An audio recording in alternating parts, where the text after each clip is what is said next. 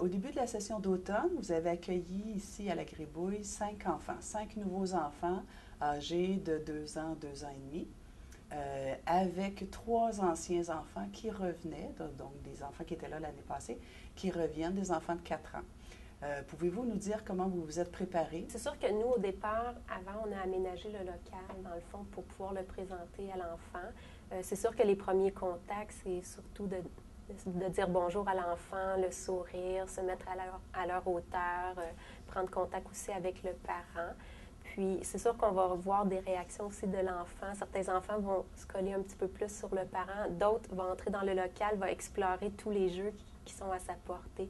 Donc, je dirais que ça peut dépendre d'un enfant à l'autre. Ça peut varier. Qui ont réagi un petit peu plus tard. Je pense à Zacharie. Oui, c'est ça. Au début, c'est ça, c'était plus plaisant. Il venait, il jouait, ça allait, bye maman, puis c'était correct, mais c'est après quelques jours que là, il a fait « Ah non, encore? » Je reviens à tous les jours. Il n'y avait plus l'effet de nouveauté, puis là, c'était « Maman part toute la journée. » Qu'est-ce qu'il faisait? Qu'est-ce qu'il avait comme comportement? À l'accueil le matin, souvent, il pleurait, donc il y avait des pleurs au départ de maman, mais il y avait aussi, il me repoussait beaucoup. Là. Il prenait sa main, là, puis il me repoussait. Fait que là, je disais, OK, Zacharie, je te laisse tout seul. Tu sais, je lui verbalisais, dans le fond, qu'il avait envie d'être tout seul, parce qu'il n'était pas en mesure de le dire. Donc, vraiment de verbaliser, de dire, tu as de la peine, mais tu te souviens, on voit maman tantôt. Donc, le tantôt, ça aussi l'a intégré. Oui, beaucoup. Puis là, après ça, il disait, ah, maman tantôt. Il savait que maman revenait, donc ça lui permettait encore là d'associer. C'était surtout dans les routines, dans les transitions entre la collation et le jeu, des petits temps où il n'y a pas nécessairement quelque chose de concret. On va laver les mains. Oups, là, je me rappelle que maman n'est pas là. Là, bon, je vais jouer. Là, pour le dîner, il faut que je retourne laver mes mains. Oups, là, je me rappelle encore que maman n'est pas là. Donc, c'était surtout dans les transitions pour les routines, que ce soit la collation, le dîner, la sieste, que là, il se rappelait, maman n'est pas revenue encore. Mais souvent, c'est ça, au départ, il fallait lui verbaliser qu'on revoit maman plus tard, mais à la fin, c'est lui-même qui se rassurait en disant « Maman, tantôt ». École, maman, école. Donc, il se rassurait lui-même, donc il était capable de gérer, dans le fond, cette séparation-là. Ça, c'est les stratégies que Zacharie utilisait. Au niveau de l'alimentation, en début d'année, les 2-3 premières journées, on était à l'opposé du coin hygiène dans le local. Donc, c'était difficile de faire la transition entre le lavabo, du lavage des mains, à aller vers la table sans s'intéresser aux jouets pour les enfants.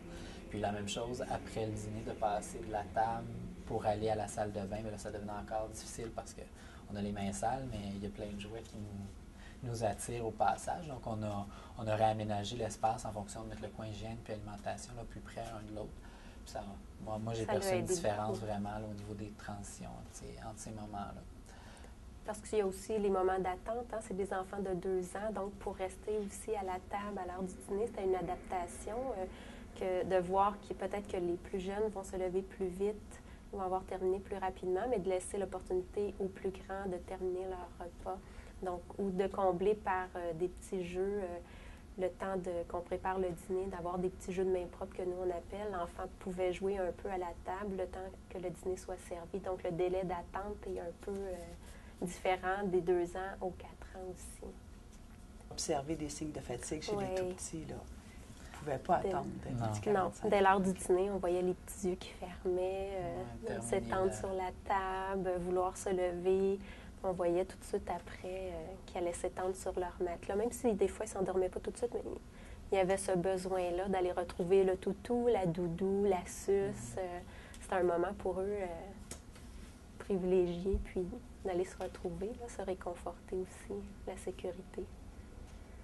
Puis on en a parlé un peu tout à l'heure aussi, des transitions, d'essayer de planifier. Bon, il y a des moments de transition qui sont plus difficiles, comme par exemple le début du repas, puis le début de la sieste. Donc, c'est de planifier avec les enfants, de dire, OK, d'annoncer à l'avance qu'est-ce qui s'en vient pour permettre à l'enfant de prévoir qu'est-ce qui va arriver. Puis en même temps aussi, avec ça, c'est de rassurer l'enfant, par exemple, qu'il y aurait une réaction qui, à ce moment-là, pourrait dire « je m'ennuie de maman » ou « je veux voir maman », c'est de le rassurer, de lui expliquer, même des fois d'utiliser la ligne du temps qu'on utilise pour montrer les séquences de la journée, voir à ce moment-là, bon, là, on est au dîner, tu te souviens, après, par exemple, on regarde un livre, puis après, on fait dodo. Donc, l'enfant sait qu'après le dodo, par exemple, son parent revient. Donc, ça lui permet de voir, ah, il y a déjà tout ça de fait, il me reste que ces étapes-là à vivre dans ma journée avant de revoir maman.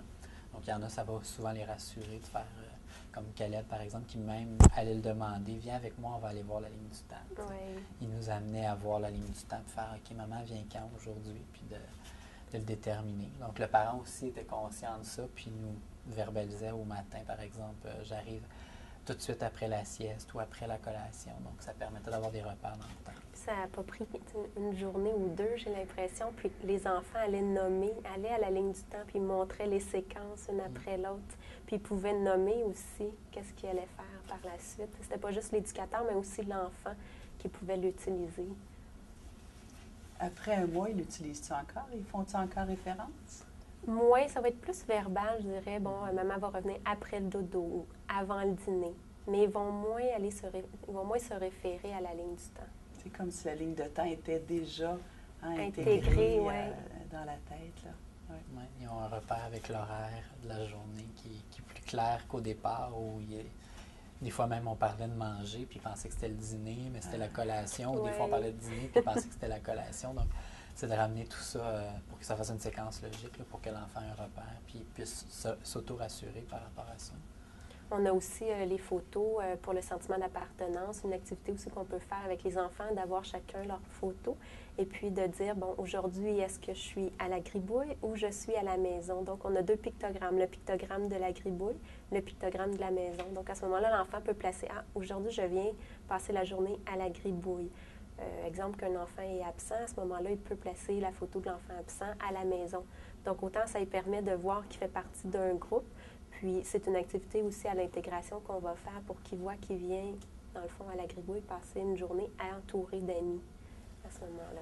Puis, au niveau des photos aussi, on peut l'utiliser comme on fait, nous, pour identifier l'espace personnel de chaque enfant dans le vestiaire. Par exemple, leurs casiers vont avoir leurs photos et leur nom. Donc, l'enfant dit, ah, c'est mon espace, c'est mon casier, c'est à moi. Donc, il y a son petit coin, puis le reste, bien, c'est l'espace commun qui appartient à tout le monde. Donc, c'est le fun aussi de l'utiliser de cette façon-là. Puis donc, quand ils reviennent à tous les jours, ils peuvent maintenant aller directement à leur casier, aller porter ce qu'ils ont besoin et tout ça. Là. Ils se reconnaissent? Ils reconnaissent leur casier?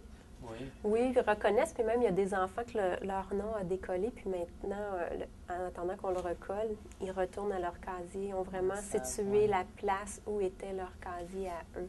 OK. Donc, ils peuvent reconnaître facilement leur endroit. Dans le fond, ça leur appartient.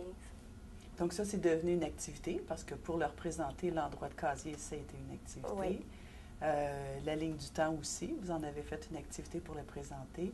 Les deux, ce que tu disais tantôt, là, la photo, est-ce que je suis à la gribouille ou à la maison, ça a été une activité aussi. Oui. Y a-t-il d'autres activités que vous avez faites qui ont permis aux enfants de se sentir vraiment à la gribouille chez eux, là, confortable ici, ou des activités qui faisaient que, OK, j'appartiens à un groupe, là? On a un module de jeu, dans le fond, puis les enfants l'ont appelé le parc. Donc, une référence au parc, c'est un module qu'on a sorti beaucoup, où les enfants pouvaient se retrouver à l'intérieur, glisser, grimper, sauter. C'est une activité qui était là à tous les jours dans les premières journées pour justement permettre à l'enfant de grimper, de bouger, de se retrouver avec d'autres enfants, partager un petit peu l'espace aussi, mais qui faisait référence, nous on l'appelle le module, mais les enfants ont fait référence au parc, ça représentait le parc pour eux, même si c'est à une échelle plus petite, c'était leur représentation dans le fond.